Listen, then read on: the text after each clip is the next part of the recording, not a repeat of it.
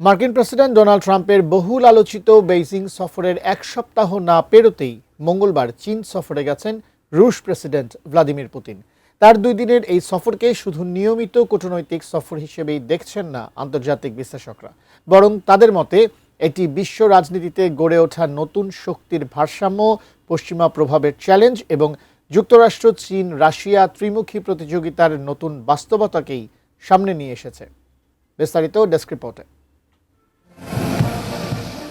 সময়টাই এখানে সবচেয়ে গুরুত্বপূর্ণ। মাত্র কয়েকদিন আগেই বেজিংয়ে ট্রাম্প ও শি জিনপিংয়ের বৈঠক বিশ্বজুড়ে ব্যাপক আগ্রহ তৈরি করেছিল।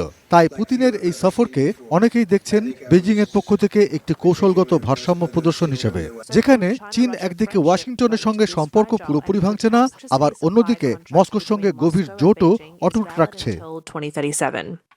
আমি বুঝি নির্মাণের শিল্প, সালাম স্টিল বোঝে durability. Salam steel, most durable steel. Kremlin জানিয়েছে এই সফরে পুতিন ও শি জিনপিং সমন্বিত কৌশলগত অংশীদারত্ব আরও জোরদার করার উপায় নিয়ে আলোচনা করবেন। মতবিনিময় হবে আন্তর্জাতিক ও আঞ্চলিক বিভিন্ন ইস্যুতেও। এই প্রেক্ষাপটে পুতিনের চীন সফর এই বার্তা দিচ্ছে যে যুক্তরাষ্ট্রের সঙ্গে কৌশলগত প্রতিযোগিতায় বেজিং এখনও মস্কোকেই তার প্রধান ভূ রাজনৈতিক অংশীদার হিসেবে বিবেচনা করে। ট্রাম্প শি বৈঠকের ফলাফল মূল্যায়ন এবং চীন রাশিয়া সম্পর্ক আরও মজবুত করাই পুতিনের এই সফরের অন্যতম লক্ষ্য। বর্তমানে রাশিয়ার সবচেয়ে বড় বাণিজ্যিক অংশীদার চীন। জ্বালানি, প্রযুক্তি, কৃষি এবং ডিজিটাল অবকাঠামো সব ক্ষেত্রেই দুদেশের সহযোগিতা বেড়েছে।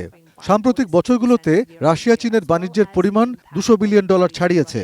চীন এখন রুশ জ্বালানির অন্যতম বড় ক্রেতা।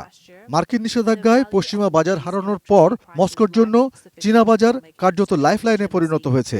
এছাড়া পশ্চিমা নিষেধাজ্ঞা এড়িয়ে বিকল্প আর্থিক ও বাণিজ্যিক ব্যবস্থাও গড়ে তুলেছে দুই দেশ। ডলার নির্ভর আর্থিক ব্যবস্থার বাইরে গিয়ে চীনের বিকল্প পেমেন্ট নেটওয়ার্ক ব্যবহারের প্রবণতাও বেড়েছে। বর্তমানে ভূরাজনীতিতে মধ্যপ্রাচ্যও বড় একটা ফ্যাক্টর। বিশেষ করে ইরান ইসরায়েল যুক্তরাষ্ট্র উত্তেজনা এবং হরমুজ প্রণালী নিয়ে উদ্বেগ নতুন সমীকরণ তৈরি করেছে। বিশ্লেষকরা বলছেন, মধ্যপ্রাচ্যে যুক্তরাষ্ট্রের বাড়তি ব্যস্ততা চীন ও রাশিয়ার জন্য কৌশলগত সুযোগ তৈরি করেছে। একদিকে জ্বালানি বাজারে রাশিয়া বাড়তি দামের সুবিধা পাচ্ছে, অন্যদিকে চীন নিজেকে স্থিতিশীল ও দায়িত্বশীল শক্তি হিসেবে তুলে ধরার চেষ্টা করছে। এ কারণেই ট্রাম্পের সফরের পরপরই পুতিনের বেজিং যাত্রা শুধু দ্বিপাক্ষিক সফর নয়, বরং একে মধ্যপ্রাচ্য, ইউক্রেন এবং এশিয়া প্রশান্ত মহাসাগরীয় অঞ্চলের বৃহত্তর ভূ রাজনৈতিক প্রতিযোগিতার অংশ হিসেবেও দেখা হচ্ছে। Arpan Maitra, desk report, ATN news.